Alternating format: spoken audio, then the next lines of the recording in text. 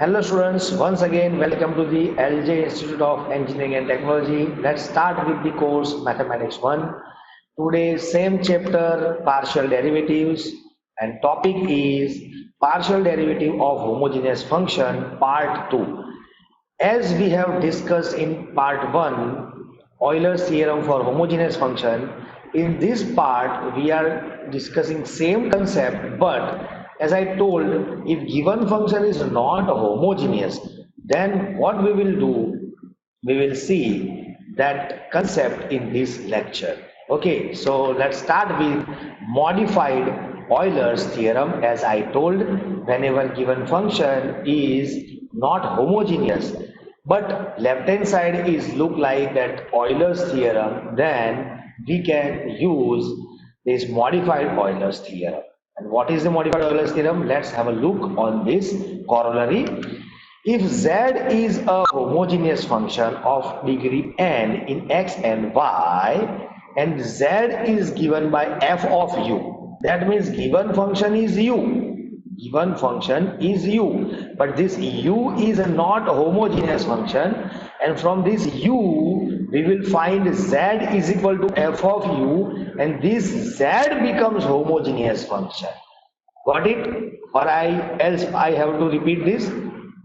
Sorry, chalo, I'll just repeat. We have given function is u, which is not homogeneous, but from this u we will find we will make another function z, and in the form of u, which is homogeneous with degree n. Then we will apply modified theorem, and modified theorem is x del u by del x plus y del u by del y is equal to n into f of u upon f dash of u. Okay, so left hand side is same as Euler's theorem. As I told, from left hand side we can check, we can decide that given example is rather from Euler's theorem or modified Euler. If it is given function is homogeneous, then we will apply Euler's theorem, and given function is not homogeneous function, then from given function we find another function z in the form of u, which is homogeneous of degree n. Then we apply this modified Euler's theorem, and which gives this formula, that means n into f of u. What is f of u? That given function which is obtained from here u. Okay, and derivative of that function with respect to u. Now one more corollary for second order, and same statement. If z is homogeneous function of degree n in x and y, and z is a function of u, that means given function is not homogeneous.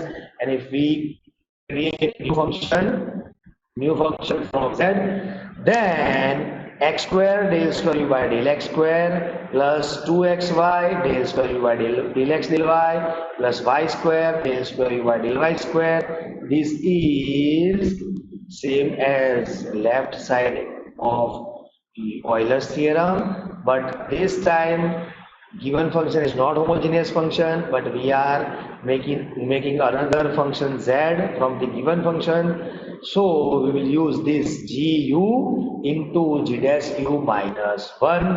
And what is the value of gu? Where gu is n into f of u upon f plus u. That means right hand side, this right hand side of this first order. Okay, so this n into f of u upon f plus u is coming from here, which is your g of u, and we differentiate this g of u, that means g dash of u with respect to u. Okay, so now to understand better this modified Euler's theorem, let's have a look on the example. First example, if u is equal to sine inverse x raised to 1 by 4 plus y raised to 1 by 4 divide by x raised to 1 by 5 plus y raised to 1 by 5, then prove that number 1, x del u by del x plus y del u by del y is equal to this 1 by 20 tan u, and number 2, this one. Now here there is no any word like Euler or modified Euler. But from the left hand side, this term you can understand that if given function is homogeneous, then you can apply Euler's theorem, and if it is not homogeneous function, then we will make another function from the given function, and if that new function is homogeneous, then we can apply modified Euler's theorem. And this is example of modified Euler's theorem. How I do know? For that you have to check it out and pay more attention to this example. Okay, so let's start with the first given function u this, and as I told, we will write always u as a u of x comma y by putting x is equal to tx, y is equal to y, same process, but whenever we are putting these tx and ty, so x is become t raised to and 1 by 4, x raised to 1 by 4, t raised to 1 by 5, 4, y raised to 1 by 4 in denominator. Now, if we take t raised to 1 by 4 common from the numerator and t raised to 1 by 5 common from the denominator, we have this term. And as I told, by simplifying this t raised to 1 by 4 upon t raised to 1 by 5, that means t raised to 1 by 4 minus 1 by 5, we have this term. Okay, and t raised to 1 by 4 minus 1 by 5, which gives t raised to 1 by 20. And as I told, this t raised to 1 by 20 is stuck in sine inverse because we cannot take out, so u is not homogeneous function. Now, if u is not homogeneous function, then how we can make this given non-homogeneous function to homogeneous function? For that, as we have studied in school level, if sine inverse x this is given, then we can write that sine of u is equal to x, right or wrong? Right. So this is our new function, and we say this function as z. Okay, and this is our right hand side. So z becomes sine inverse if we take on the right hand side, on the left hand side. So sine inverse becomes sine of u, and this as it is from the given function. So this z is equal to, this is our new function, and which is homogeneous because we know that t raised to 1 by 4 we can take common, t raised to 1 by 5 we can take common, so t raised to 1 by 20 of this, and sine inverse we have removed from here because we have taken on the left hand side, that's why. Okay, so this is homogeneous z. This z is homogeneous function with degree, same degree, t raised to 1 by 20, so degree 1 by 20, and z is equal to f of u is our sine u. Okay, so this is our f of u.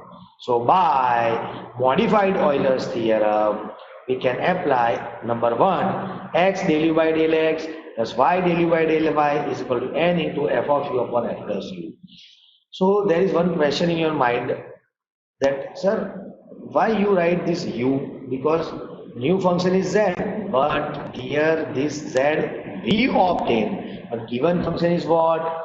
U of f of x, u is equal to f of x comma y. So we have to use given function over here. Okay, not that new. We have to use only f of u over here. So f of u is sine u, and differentiation of sine u is cos u, and value of n is 1 by 20. So we have 1 by 20 sine u by cos u, and 1 by u sine by cos is tan u. This is number 1, and this is our g of u. Okay, so now we will use this g of u, because as I told, what is the value of g of u? G of u is n into f of u by f dash of u, and which is this right hand side of the first order. So 1 by 20 tan u, and differentiation of that 1 by 20 constant, and differentiation of tan u is sec square u with respect to u. Okay, minus 1 as it is. Now we have to simplify this term till we want the answer as given in the question. We want this answer in the form of tan, so we will replace sec square by, Okay, first before converting this x square, I'm just taking 20, 1 by 20 outside. So 1 by 20, 1 by 20, 1 by 400. And if I take 1 by 20 common, so I have to multiply this 20 to this 1. So 20. Now I am just putting the formula sec square u is equal to 1 plus tan square, because we know that sec square u minus tan square u is equal to 1, trigonometry identity. Now minus 20 plus 1 is minus 19, and which is the our required form of the question. Okay, so now you can understand better how we will apply modified Euler's theorem. Okay, to understand better, let's have a look on the one more example. If u is equal to log of x square plus y square upon x plus y, then prove that number 1 and number 2. Here, see, without checking homogeneous or anything, you can directly see. From numerator you can take t square common, from the denominator you can take t common. T square by t is t, and t stuck in between log, and we know that from anything, well, from log we cannot take anything outside. So t cannot take outside, and that's why this is not homogeneous function. So we have to make new function, and whenever we are making new function, we will apply modified theorem. So this is the example of modified theorem. It is clear from the question. Okay, so you also can check directly, but you have to write down step by step. So start with the solution. First we write down u of x comma y of given function. Put x is equal to tx, y is equal to ty. We have this, and this x square become t square x square, y square become t square y square. This x is tx, y is ty, t square common, t common. By cancel out this, we have t cannot take common outside from the log. So now we have to recreate a new function which will be homogeneous. So we will take log from right side to left side, and for that we have studied in school level that y is equal to log x. So we take log on the left side, that means we are taking anti-log on both sides. So e raised to y is equal to x, and this is our new function. That means we have this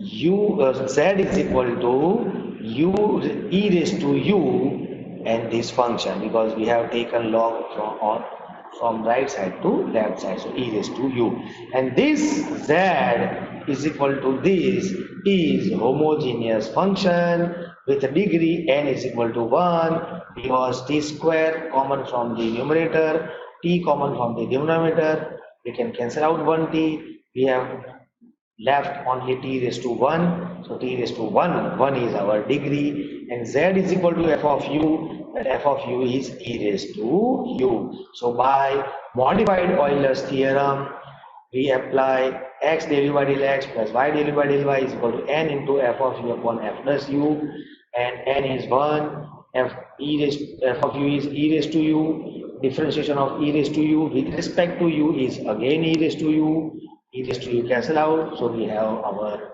answer of first order. Similar way, we have second order, gu into bracket g dash u minus 1. Now we have, what is the value of gu? Gu is this 1, because we know that the formula of gu is n into f of u upon f dash u, and it gives us 1. So 1, and differentiation of 1, then because differentiation of g dash u is 0, so 0 minus 1 as it is, so 0 minus 1 is minus 1, minus 1 into 1 is minus 1, which is our final answer. So I have taken one example of trigonometric inverse. That means if we take sine inverse on the left hand side, so it becomes sine. If we take tan inverse, so tan, and so on, cos inverse to cos, sec inverse to sec, cosec inverse to cosec. And second example, we have taken log. Log, if we take comma, if we take on the left side, or we can take anti-log on the both side. Okay, so these are the example based on modified Euler's theorem, and these are the DIY. This is your practice example that you have to do yourself. If you do practice this example, you can understand better. And this is the last topic of your partial derivative chapter, that means partial derivatives. Okay, so once again you have to compulsory practice each and every example as I told after every lecture. So please keep practicing, use note and pen whenever lecture is going on. Okay, so you can understand better. Thank you for watching these videos, and we will see you soon with next chapter. That chapter is application of partial derivatives. That means we are using this chapter's concept in next chapter. So thank you very much for watching these videos. Thank you.